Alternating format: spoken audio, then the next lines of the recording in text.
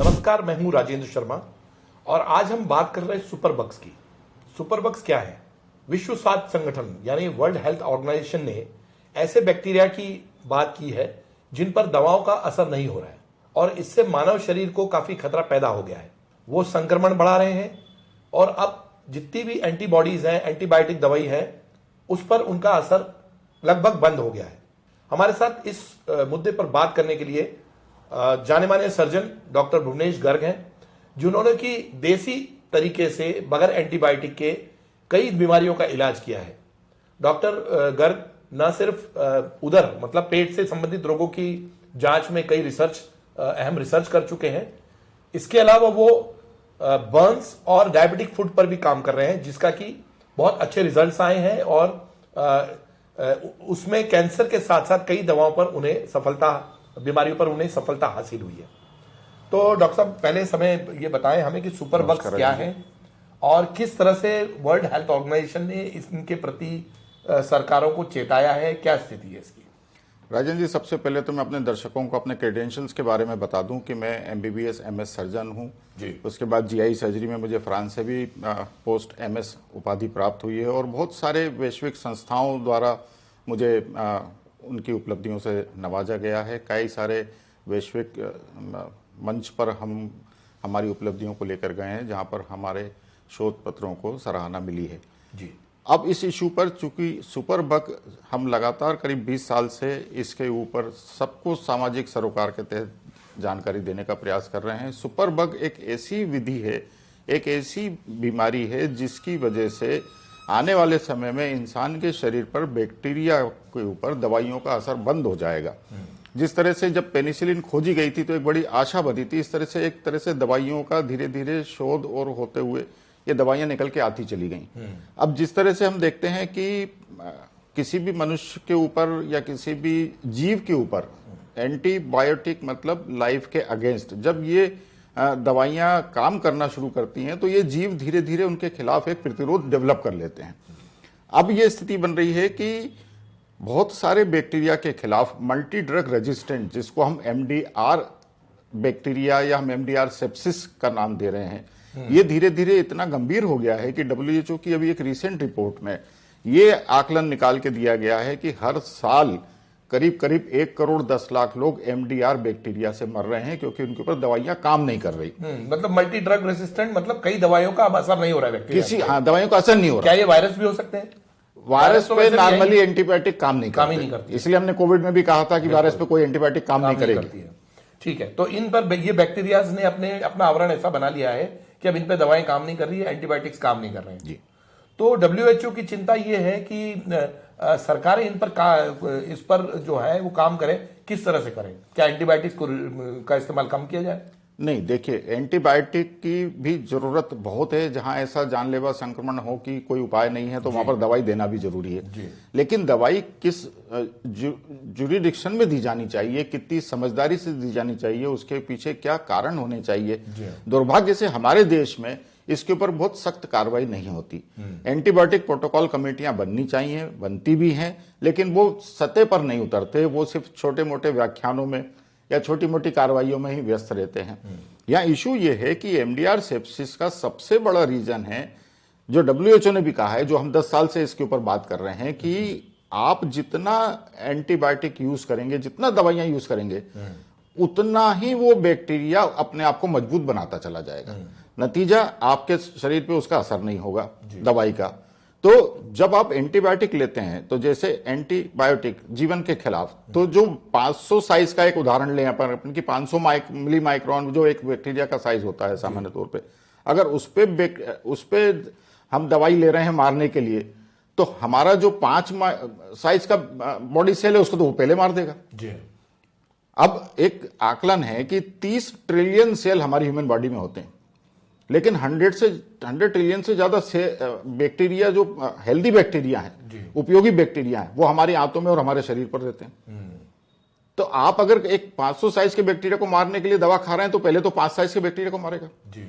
इसलिए जब भी एंटीबायोटिक ली जाती है तो ढेर सारे कॉम्प्लिकेशंस, उल्टी दस्त, बुखार, पेट में मरोड़, पतली दस्त लगना, मतलब एक बॉडी पूरा जो आप सुधरना चाहते हैं तो उसके आप बिगड़ने लगते हैं। तो WHO ने भी आकलन किया है कि 49% लो इनकम ग्रुप या जैसे हमारी Indian country, 49% MDR sepsis bacteria infection अस्पतालों से मरीज को मिल रहा है।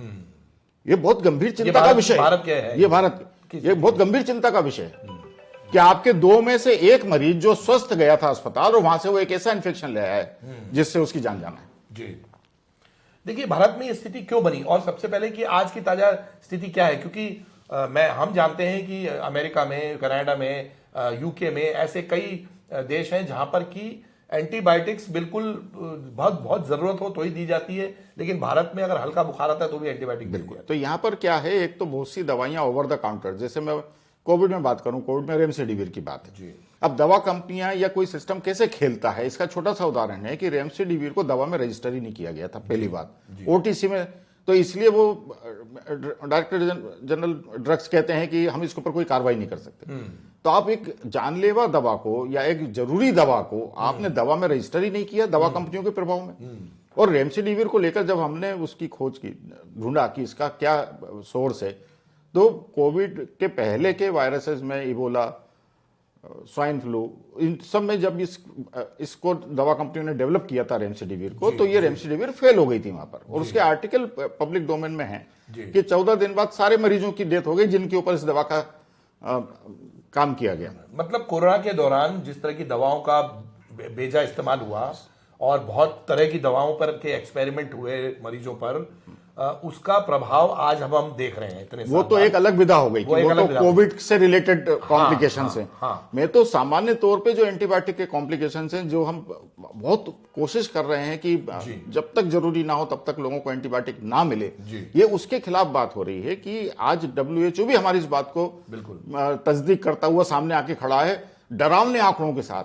हर साल सामान्य तौर पे अगर 1 करोड़ 10 लाख लोग सिर्फ एंटीबायोटिक मिसयूज, एब्यूज से मर रहे हैं, एमडीआर सेप्सिस से मर रहे हैं, ये कितनी बड़ी है। तो भारत में ये आंकड़ा बहुत बड़ा बहुत बड़ा है, और ये तो वो आंकड़ा है जो रिसर्च में सामने आया है। आप कितने लोगों का रिसर्च करवाते हो, कितने लोगों का डाटा लेते हो अस्पतालों से, कोई डाटा नहीं लिया जाता। मैं समझता हूं ये आंकड़े और संभवतः 1000 गुना बढ़ के आएंगे। आपने एक बहुत अच्छा पॉइंट ये मेंशन किया है कि कंपनियां, ड्रग कंपनीज जो हैं वो दे रही हैं लगातार नई नई दवाइयां।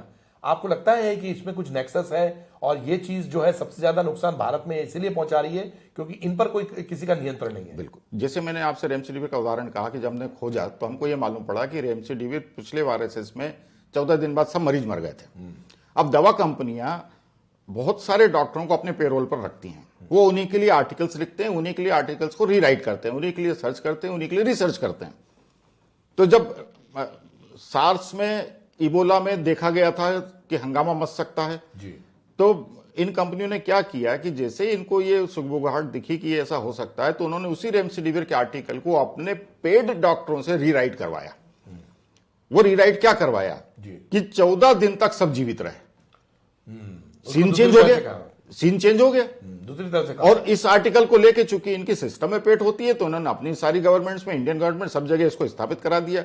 जो 500-700 हजार डॉक्टरों को ये पैसा दिया करते हैं, उनसे उन्होंने इसकी वकालत चालू करवा दी। भोपाल में भी बहुत लोग एकदम से शोर मचाने लगे बड़े बड़े अखबारों में जाके कि रेमडेसिविर यूज करवाओ, रेमडेसिविर। अब इन सब का प्रेशर आता है सरकार के ऊपर, तो उसकी मजबूरी होती है कि अगर नहीं देंगे तो क्या होगा। तो जनता के लिए, पब्लिक के लिए वो फिर वो चालू हो जाते हैं कि भैया ठीक है चलो। तो मैं तो साफ कहता हूं कि आप बड़े बड़े इंस्टीट्यूट के हेड्स को उस समय पर, जिन्होंने ये ब्लैंकेट ट्रीटमेंट्स एडवोकेट किए थे, कोविड ट्रीटमेंट पॉलिसी बनाकर, और इस पे सवाल खड़े हुए हैं और जवाब नहीं मिला है। जवाब नहीं मिला है। आज तक इसकी व्याख्या नहीं हुई है कि जब ये दवाइयां कारगर थी नहीं, पहले से मालूम था, तो इनकी व्याख्या और इनकी वकालत किसने की और हमने उनके खिलाफ क्या कदम उठाया। कोविड में रेमडेसिविर, एजिथ्रोमाइसिन या हजारों पेन किलर, एंटी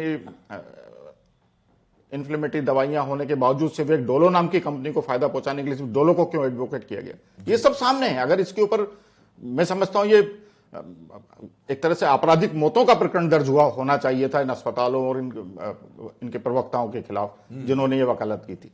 तो डॉक्टर साहब ये बताइए कि इसमें असली जिम्मेदार कौन है? क्या दवा कंपनियां इसमें जिम्मेदार हैं, और सरकार इन पर किस तरह से नियंत्रण कर सकती है? राजन जी, जिम्मेदार सब हैं, इसमें समाज भी उतना ही जिम्मेदार है जितने डॉक्टर या कारपोरेट अस्पताल।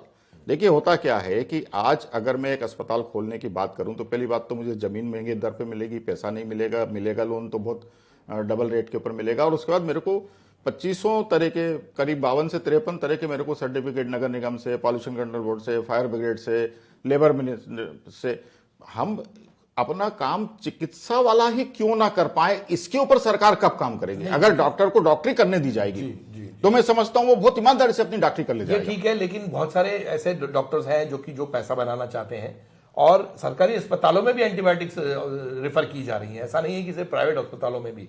तो ये जो डॉक्टर और दवा कंपनियों का नेक्सस है, इस पर क्यों नहीं ये चीजें सामने आती हैं कि दवा कंपनियां डॉक्टर्स को बहुत सारी चीजें मुहैया कराती हैं? एग्जैक्टली। तो इसमें क्या होता है कि देखिए, जितना भी ये व्यापार है, मैं इसको व्यापार की संज्ञा देता हूं, इस व्यापार में ये सब तरह के हथकंडे अपनाते हैं। कॉर्पोरेट अस्पताल भी अपनाता है, वो डॉक्टर भी अपनाता है, और दवा कंपनी को तो ये चाहिए कि ये लोग उनकी बातों के हिसाब से। अब अगर मैं ये कहूं कि आपको आश्चर्य होगा कि मात्र 7 पैसे की लागत आती है सेट्रिजिन नाम की एक एंटी जो एलर्जिक गोली है उसकी, लेकिन वो 7 रुपए में बिकती है, 70 रुपए में बिकती है।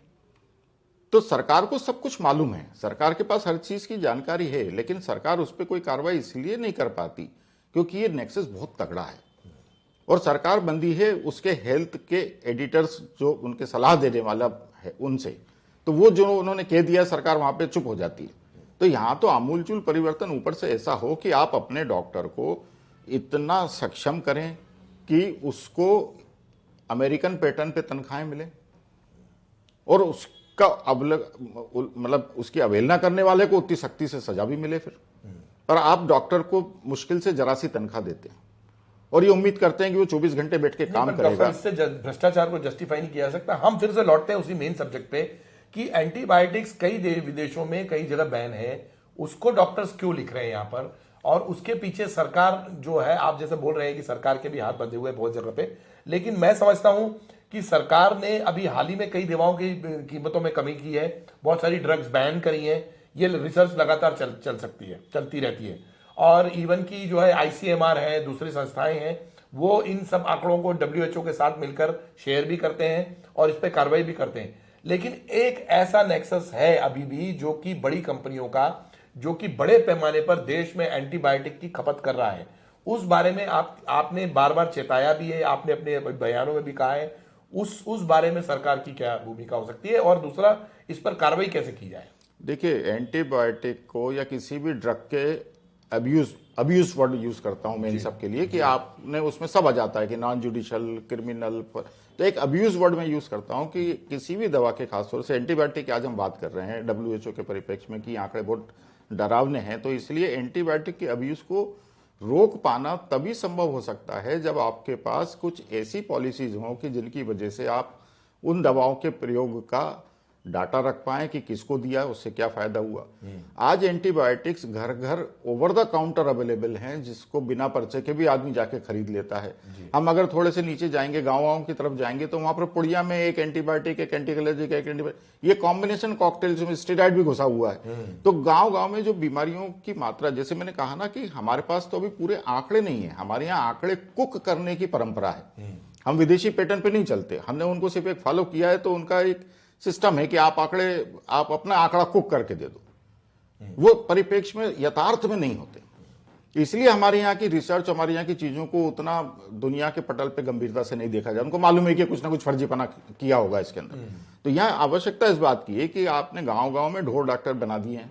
आज हम व्यापम को भी ढोर डॉक्टर की श्रेणी में रखते हैं कि आप उनसे जितनों को पेड सीट पे पढ़ा के निकाल रहे हैं, उनके पास योग्यता के पैमाने क्या होंगे, ये सामने की बात है। रिजर्वेशन को तो मैं एक तरफ छोड़ दूं अभी, तो व्यापम, रिजर्वेशन, ढोर डॉक्टर, गांव में झोला छाप डॉक्टर, इनका काम सिर्फ वो दवा कंपनी का, MR का जो सिस्टम है कि वो उसको उतना कमीशन दे देगा और उसके हिसाब से उसको दवाइयां बेचनी है और वो बेचता चला जाता है। ये बहुत सीधा सा पैटर्न है जो गांव में चल रहा है। तो अब इस व्यवस्था को कैसे तोड़ा जाएगा? आप या तो सक्षमता के साथ एक व्यवस्था ऐसी खड़ी करें कि आपने एंटीबायोटिक क्यों दिया है उसकी कोई कार्रवाई हो, वो संभव नहीं है।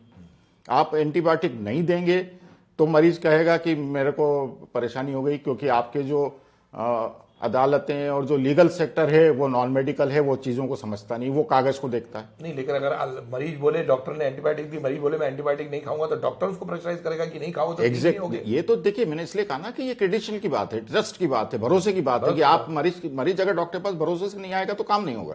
तो यहाँ सरकार को सक्षमता से उस पर आना होगा कि ड्रग्स के ऊपर, खासतौर से एंटीबायोटिक्स और इनकी जो खपत है या जो इनकी जो उपयोगिता है उसको व्याख्यात करने के लिए और उसके लिए कड़े नियम बनाने के लिए कि एंटीबायोटिक कम से कम 3 डॉक्टरों का पैनल डिसाइड करे उस मरीज को, जिस मरीज को वाकई एंटीबायोटिक की जरूरत है। जैसे हम हमारे किसी भी मरीज में हम एंटीबायोटिक क्यों नहीं दे पा रहे हैं, क्यों नहीं दे पा रहे हैं, मतलब हम क्यों नहीं दे रहे हैं, क्योंकि हमारे पास बेसिकली मैं जख्मों पर मेरी एक्सपर्टाइज बहुत ज्यादा है और इसलिए मैं जितने भी मेरे पास जख्म आते हैं, चाहे जले हुए मरीज हों, चाहे डायबिटिक फुट गैंग्रीन हो जो एंड स्टेज पे कटने के लिए आया, चाहे कैंसर के लाइलाज मरीज हों जिसमें कैंसर का जख्म ठीक नहीं हो रहा है। बिल्कुल, यही मैं आपसे पूछना चाहता था कि आपकी इलाज पद्धति। तो हम इन सिस्टम में हम क्या करते हैं कि हमारा बहुत बेसिक सा नियम है कि हम मरीज का पुराना सारा ट्रीटमेंट बंद कर देते हैं।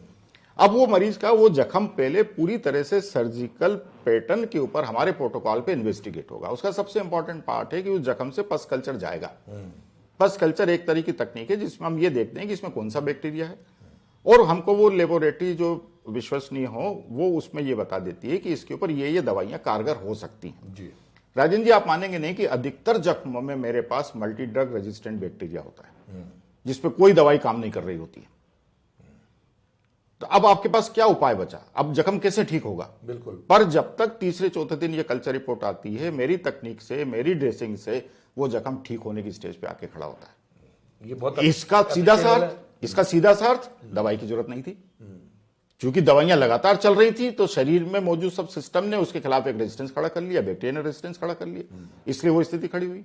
तो एक पैटर्न ये बने कि किसी भी जख्म का जब तक सक्षम पैथोलॉजी लैब से पस कल्चर रिपोर्ट नहीं हो और उसमें जो एंटीबायोटिक मिल रहा हो जब तब तक वो ना दिया जाए, तो मतलब तो बहुत कुछ चेंज होगा। रेजिस्टेंस से अपने आप जो है बॉडी अपने आप को रिटेन करेगी।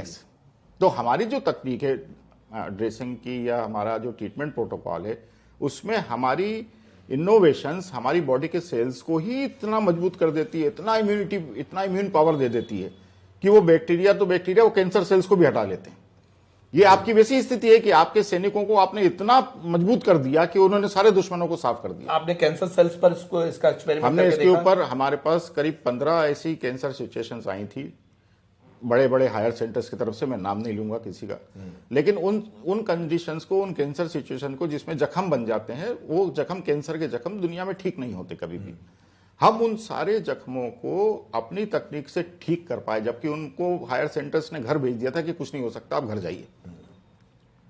ये कहीं से ढूंढते डांटते ये 15 पेशेंट मेरे पास पहुंचे पिछले 2-3 साल के अंदर में। और राजन जी, ना सिर्फ वो सब जख्म भरे, बल्कि जब उनकी फाइनल बायोप्सी रिपोर्ट हमने करवाई तो उसमें किसी में भी कैंसर नहीं था। ये बहुत बड़ी उपलब्धि है और इसके ऊपर अभी हमको वर्ल्ड कैंसर कांग्रेस में जो फोर्टिस ने ऑर्गेनाइज की थी बेंगलुरु में, उसको हमको पहला अवार्ड भी दिया गया है उसके ऊपर। चलिए, वो बहुत अच्छी बात है। लेकिन अब दूसरे डॉक्टर्स क्या करें? जैसे कि आपने बोला है कि बॉडी सेल्फ रेजिस्टेंस जो है डेवलप करके अपने इलाज करें, दूसरे डॉक्टर्स क्या करें? उनको आप क्या कहते हैं कि वो जो गांव में काम करते हैं, जो कस्बों में काम करते हैं, जहां बड़ी तादाद में मरीज आते हैं और मरीज दूर से आते हैं जो कि बहुत दिन तक रुक नहीं सकते और उनके पास उतना पैसा भी नहीं होता, तो गरीब के लिए सबसे बड़ा, सबसे सस्ता इलाज क्या है? क्या एंटीबायोटिक नहीं है? नहीं, देखिए, एंटीबायोटिक है भी और नहीं भी। आप किसी दवा की उपयोगिता को नकार नहीं सकते। मैं ये नहीं कहता हूं कि एंटीबायोटिक लेना ही नहीं चाहिए, बिल्कुल नहीं लेना, लेकिन आपको उसका जुडिशियल यूज करना पड़ेगा ताकि वो एंटीबायोटिक अब्यूज ना कन्वर्ट हो जाए। हमारे डॉक्टरों को मैं समझता हूं कि बहुत से डॉक्टर आज भी पूरी ईमानदारी और पूरी अपनी संवेदनशीलता के साथ काम करना चाहते हैं। उनके प्रेशर हजारों होंगे, वो अलग बात है, लेकिन अगर वो डॉक्टर ये तय कर लें कि वो सक्षम तरीके से मरीज को असेस करेंगे, उसको इन्वेस्टिगेट करेंगे, जिसमें मैं पस कल्चर की बात करता हूं अगर जख्म है तो जी, और उसके हिसाब से वो जो दवा कारगर है सिर्फ वही देंगे, तो मैं समझता हूं धीरे धीरे ये एंटीबायोटिक रेजिस्टेंस और hospital born infections, MDR sepsis के ऊपर हम बहुत कुछ अपने आंकड़े ठीक कर पाएंगे और इन आंकड़ों का बहुत सिस्टमेटिक तरीके से दस्तावेजीकरण होना चाहिए। हमारे यहाँ डॉक्यूमेंटेशन नहीं है आंकड़ों का। जैसे मेरा तो नियम है कि मेरे यहाँ जो भी पेशेंट आएगा पहले दिन से जब तक वो मेरे ट्रीटमेंट में संपर्क में, उसके पूरे एक एक डाटा मेरे पास कंप्यूटर में रिकॉर्ड होते हैं, मल्टीपल जगह पे रिकॉर्ड होते हैं।